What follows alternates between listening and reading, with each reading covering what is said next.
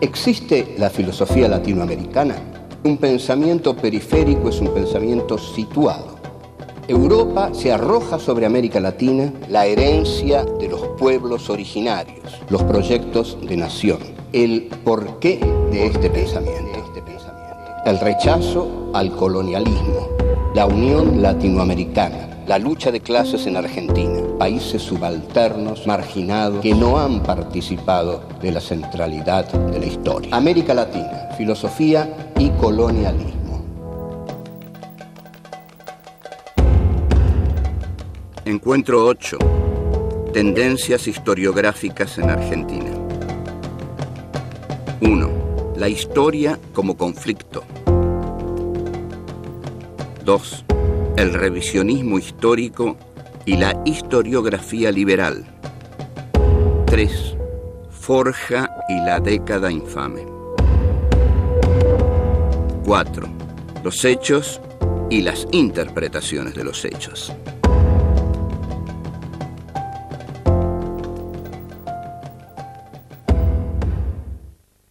Este es nuestro encuentro número 8 de Filosofía Aquí y Ahora en su cuarta temporada.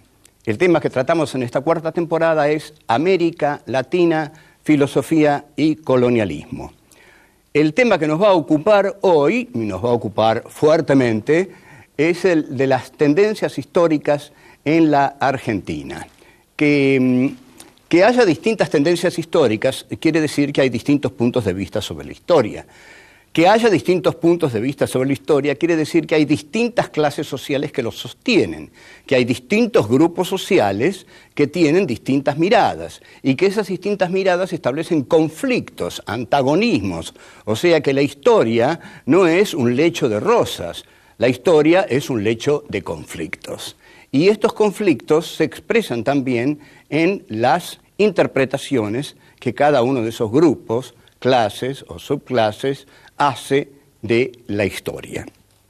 Uno de los grupos que comienza por diferenciarse de la trasnochada ya historiografía liberal que había escrito el general Mitre o que después siguió Ricardo Rojas, que José Ingenieros también escribe, y bueno, la cumbre es el Facundo Sarmientino, es la de la escuela revisionista que nace a partir del golpe de Uriburu en 1930.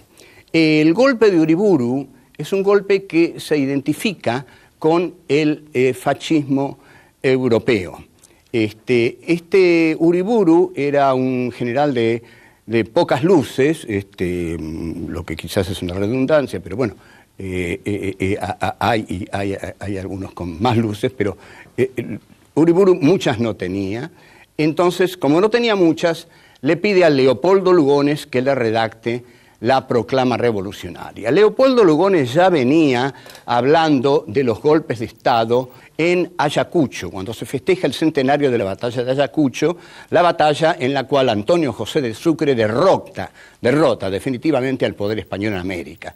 Entonces, 100 años después, en Lima, Perú, se festeja el centenario de la batalla de Ayacucho. Ahí Leopoldo Lugones lanza un famoso discurso en el cual dice: ha sonado otra vez, para bien del mundo, la hora de la espada.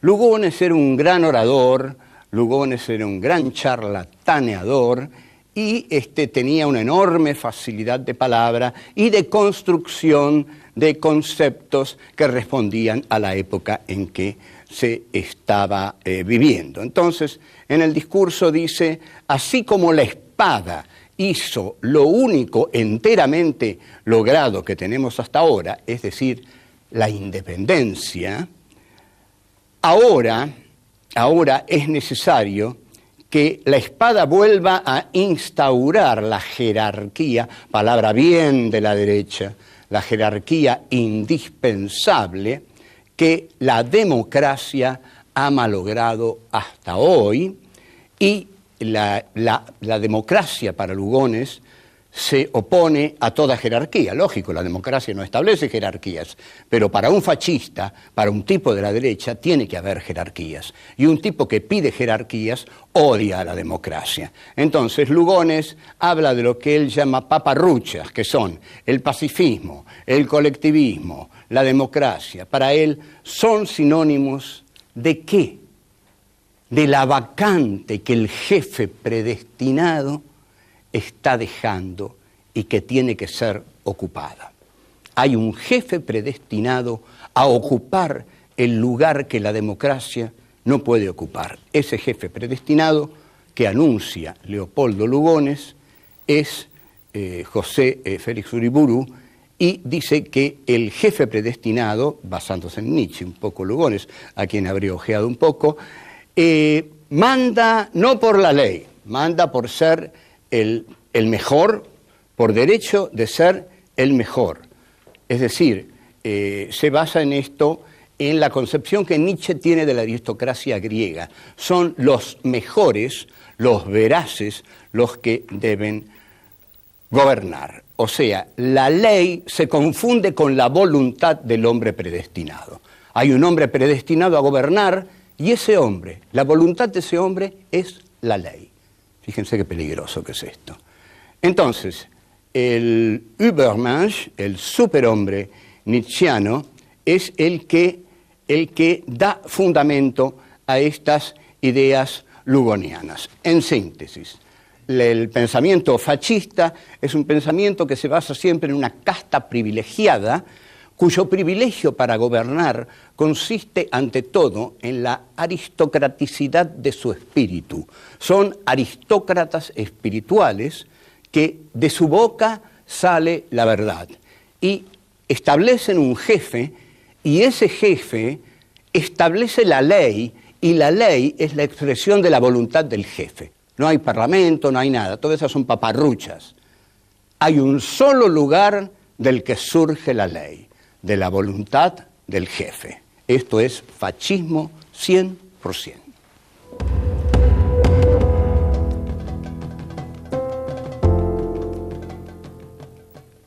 El revisionismo histórico se caracteriza por una gran carencia. Cuando yo reviso algo, dependo de aquello que reviso. El revisionismo histórico se caracterizó todo el tiempo por denostar a la historia oficial e incluso por implantar un panteón alternativo. Es decir, si estaba Sarmiento, pusieron a Rosas, y así, digamos, si estaba los caudillos federales, se oponían a la burguesía ilustrada de Buenos Aires. Pero esta visión alternativista no puede crear un suelo originario desde el cual pensar algo absolutamente nuevo. Por eso, desde aquí les decimos a esos pensadores liberales que cada vez que uno dice algo distinto a la trasnochada historia liberal, le dicen a uno que es un trasnochado revisionista, que uno no es un trasnochado revisionista porque se ha plantado en otro lugar. Yo ya no pienso en la historia liberal, pienso en la historia que estoy pensando autónomamente. En cambio, sí, los revisionistas, como hicieron un movimiento inicial de largada, estaban determinados a destruir a los héroes, a los, a los próceres de la historiografía liberal. Y entonces, como lo maldito siempre tiene ese sabor tan especial, cuando se dirigen hacia el pasado, encuentran que nuestros torpes liberales han entronizado a un gran maldito en el pasado, como después van a hacer la misma torpeza con Perón. Han entronizado como gran maldito de la historia argentina a don Juan Manuel de Rosas, de quien José Mármol, un mediocre poeta, dijo: ni el polvo de tus huesos la América tendrá. Y lo trajo Menem, y se lo dejaron traer a Menem. ¿Saben por qué? Porque Menem les dijo: señores, a mí me gusta Rosas, le dijo a los oligarcas de la tierra y de las finanzas. Me gusta Rosas, lo quiero traer. No, Rosas no. Pero yo, en cambio, voy a hacer todo lo que ustedes me digan. voy a hacer el plan económico que ustedes me digan, el plan social que ustedes me digan, voy a frenar a la CGT, voy a hacer todo lo que ustedes quieran. Ah, tráigalo a Rosas. Entonces Menem lo trajo a Rosas y hasta lo puso en los billetes de 20 pesos, no pasó nada. Pero hasta ese momento la maldición de mármol estaba ahí, y el polvo de tus huesos la América tendrá. Ahora, los revisionistas sí encuentran en don Juan Manuel de Rosas, y ya lo creo que lo encuentran, al líder fuerte, poderoso y romántico del siglo XIX. ¿Por qué? Porque buscan desde Rosas darle un basamento a Uriburu. Nada tenía que ver el pobre Uriburu con don Juan Manuel, que ese sí era una figura histórica poderosa. Una de las mejores biografías de don Juan Manuel de Rosas, hasta que tengamos la de Slavoj Žižek, porque se dice que el pensador esloveno, que ha venido por la Argentina, estudió algo de historia argentina y quedó deslumbrado por Rosas. Claro, ¿quién no queda deslumbrado por Rosas? Lógico, la batalla de la Vuelta Obligado, todo el color local que Rosas implica, ¿no? Incluso Oswald Spengler, en La decadencia de Occidente, uno de los libros fundamentales del siglo XX, del alemán Oswald Spengler, menciona a Rosas en uno de los lugares destacados entre los grandes caudillos del siglo XIX. Carlos Ibarguren, escribe una biografía de don Juan Manuel de Rosas. A los jóvenes de la izquierda peronista, la figura de Rosas los fascina, porque también es otro prohibido, y además porque el libro negro de la segunda tiranía unía justamente las figuras de Rosas y la de Perón. Habían sido los mismos liberales los que habían trazado la línea Rosas-Perón. Pensemos esto, ojo, atención, bien claro esto, tengámoslo. Los mismos liberales habían trazado la línea Rosas-Perón al escribir el libro negro de la segunda tiranía, como habían trazado la línea Mayo-Caseros, ¿no? Es decir, Mayo, la libertad, Caseros, la dictadura, la infamia, el crimen, el matadero de Esteban Echeverría. La izquierda peronista interpreta a Rosas como un caudillo, como un líder antiimperialista, lo cual es cierto. Rosas fue un líder antiimperialista. Lo que pasa es que Rosas falló a la cita, para lo cual todo lo tenía destinado: modernizar la nación sin traicionar su soberanía. ¿Qué hicieron los liberales? Los liberales modernizaron la nación, pero traicionaron su soberanía. Modernizaron la nación regalándola, vendiéndola, entregándosela al capital británico, dándole las tierras al capital británico. Así modernizaron la nación. Rosas debió modernizar la nación, sin entregar su soberanía.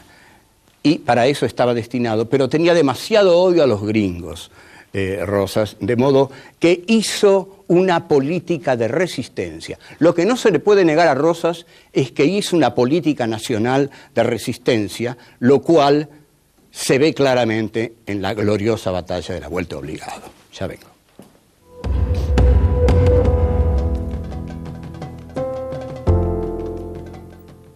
El gobierno de Uriburu dura muy poco, porque la oligarquía argentina no quería tener tratos con los gobiernos fascistas europeos porque era liberal a la británica. Siempre los tratos de la oligarquía fueron con Gran Bretaña. En consecuencia, Uriburu dura muy poco y muere a los 2 años en París, cómodamente en la cama, mientras Severino Di Giovanni muere fusilado en una penitenciaría gritando «Viva la anarquía», y el general Uriburu muere muy cómodamente en su cama, y Crítica titula «Hoy en París». Con eso alcanzó para que todo el mundo se enterara. Bien, muere Uriburu, pero ya estaba muerto el uriburismo, el fascismo. Lugones estaba en una depresión tremenda que lo llevaría al suicidio, también por causas de amor, y asume un general, ¿cómo describirlo? Gordito, siempre simpático, que decía todo el tiempo chis. Como decía chis, salía siempre sonriendo en todas las fotografías. Uno tiene que decir chis o whisky. Osvaldo Bayer dice anarquía. Bien. Pero viene la crisis del 29 y la Argentina se va a los caños, señores. Esa Argentina granero del mundo, que tanto festeja la oligarquía agraria argentina, con tanto orgullo, la generación del 80, hicimos un gran país, los ganados y las mieses, se va a los caños, porque la crisis del 29 hace cambiar los términos de intercambio. Entonces, los productos primarios no valen nada, y los productos con valor agregado valen mucho. Inglaterra decide no comprar más las carnes argentinas y Argentina se va al diablo. Esa fue la Argentina que construyó la oligarquía. Se fue al diablo en 4 días. Bueno, entonces, para solucionar esto, Julito Roca, el hijo del gran conquistador del desierto, viaja a Inglaterra y hace un acuerdo con las carnes, y bueno, y está la famosa frase que dice que, bueno, la Argentina es una de las joyas más valiosas de la corona británica. Con gran orgullo dice esto Julito Roca. Frente a esto, frente a esta situación a la cual se llama, el teórico José Luis Torres llama la década infame, en la cual surgen muchos de los mejores tangos, en la cual surge Discépolo, creo que esto lo hemos visto, aparece el grupo Forja. El grupo Forja, que es un grupo formado por jóvenes radicales, que son radicales antipersonalistas, porque el radicalismo se dividía en radicales personalistas, que eran irigoyenistas, y antipersonalistas, que eran alvearistas. Los antipersonalistas eran los radicales adictos al régimen, que perduraron. Los radicales personalistas eran los adictos a Irigoyen. Forja establece un slogan que es: somos una Argentina colonial, queremos ser una Argentina libre. Sus principales integrantes son figuras brillantes como Scalabrini Ortiz, Arturo Jaureche, Homero Mansi. Entonces, digamos, todos ellos se nuclean ahí y efectivamente son tipos brillantes, ¿no?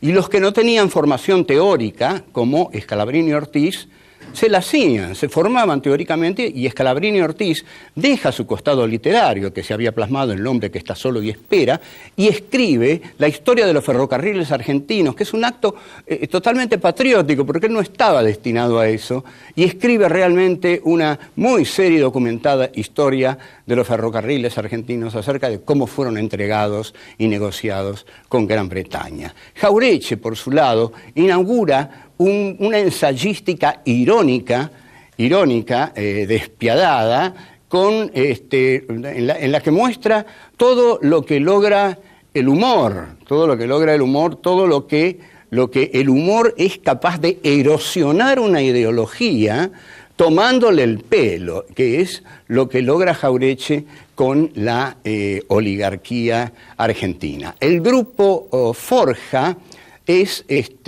confluye finalmente en el primer peronismo, pero no logra una inserción muy profunda. Y también tenemos como historiador liberal, del constitucionalismo liberal, como le gustaría decirlo a él, a Tulio Alperín Donghi, que bueno, es un historiador que ha escrito un libro que se llama Revolución y Guerra, muy valorado, y que después del golpe de Onganía se exilió y se dedicó a escribir libros fundamentalmente antiperonistas, con algún sólido basamento y con algún no sólido basamento. A mí no me interesan mucho los libros de Alperín Donghi. De este modo vamos a pasar a otra visión de que la historia da de los procesos políticos y sociales en la Argentina. Nos vemos.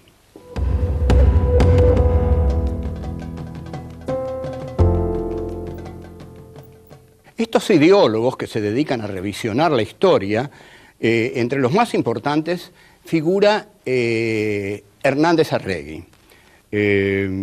Hernández Arregui saca en plena militancia de la juventud peronista un libro que lo estaban esperando todos, que se imprimía en las facultades, que salían folletitos, hasta que finalmente salió el libro, que era La formación de la conciencia nacional.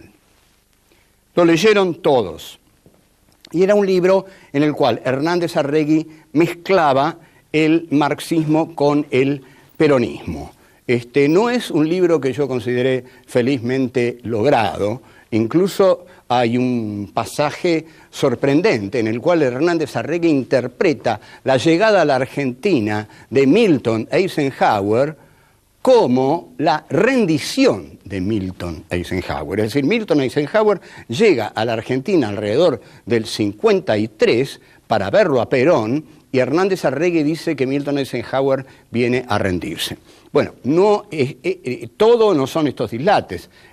Tiene otro libro que es muy lindo, El ser nacional, es mejor, pero mejor que Hernández Arregui, y con muy buena pluma, es el que mejor pluma tiene, es Jorge Abelardo Ramos. Yo he leído, siendo niño, Revolución y Contrarrevolución en la Argentina de Jorge Abelardo Ramos, y he disfrutado de ese libro como pocos, porque estaba bien incluido el marxismo, el trotskismo y la historia argentina. Y Ramos, la cosa era así.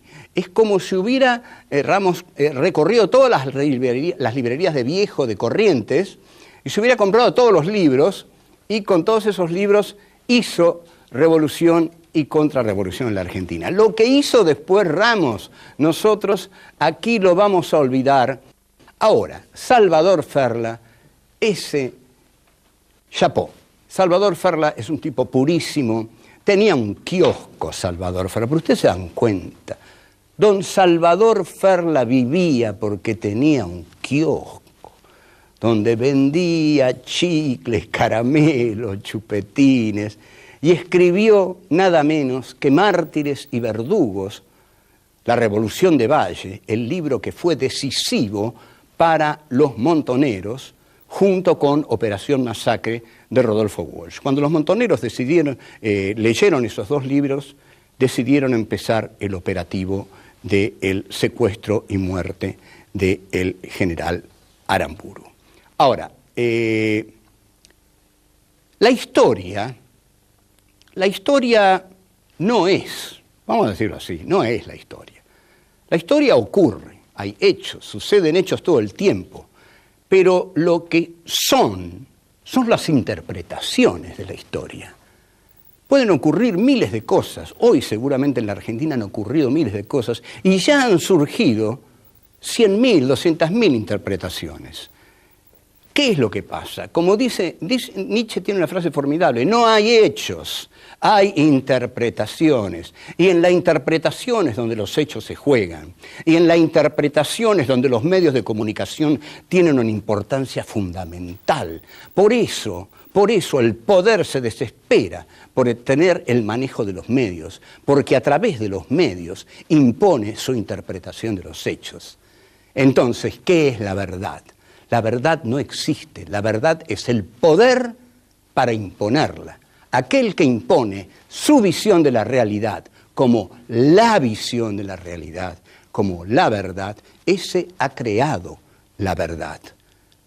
Lo que hay que hacer es crear otra verdad que discuta a esta. Entonces, la realidad es un choque de verdades diferenciadas.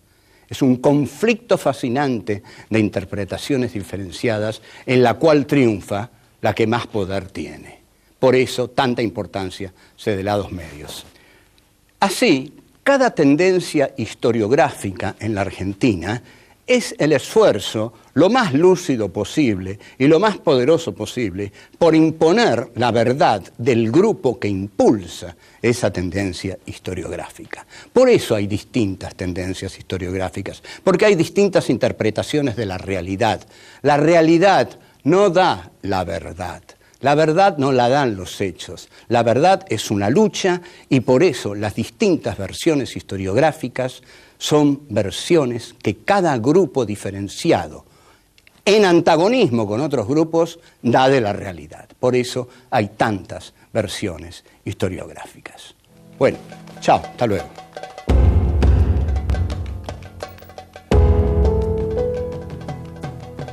Hay un solo lugar del que surge la ley, de la voluntad del jefe. Esto es fascismo 100%. Inglaterra decide no comprar más las carnes argentinas y Argentina se va al diablo. Esa fue la Argentina que construyó la oligarquía.